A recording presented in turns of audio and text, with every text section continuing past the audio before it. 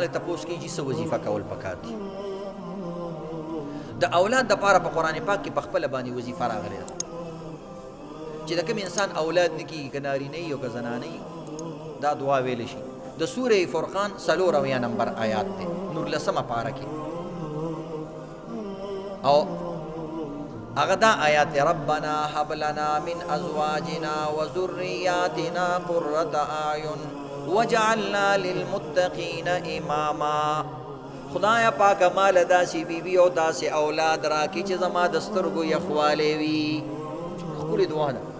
یا الله داسې اولاد راکړي زما سترګې پې یخې شي دومره بهترین آیات دی دا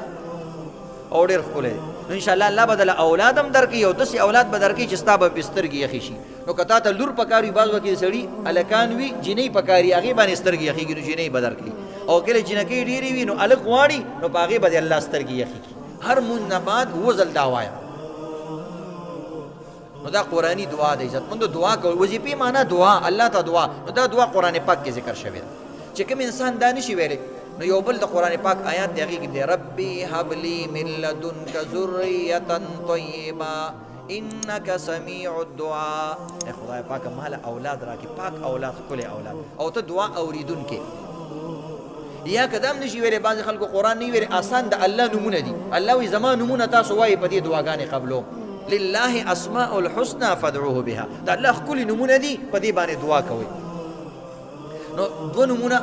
یا درې نمونه یا الله یا سمیع یا وهاب یا داسې وایي یا الله یا سمیع یا وهاب چې یا الله ته ووایې نو فورا د الله مدد تا ته راورسېږي د سمیع معنا ده یا الله ته اورېدونکې تا نه چې زه سوال کوم تا ته پته ده چې زه تا نه څه غواړم نو په هغې باندې الله توجه تا ته مکمل حاصله شي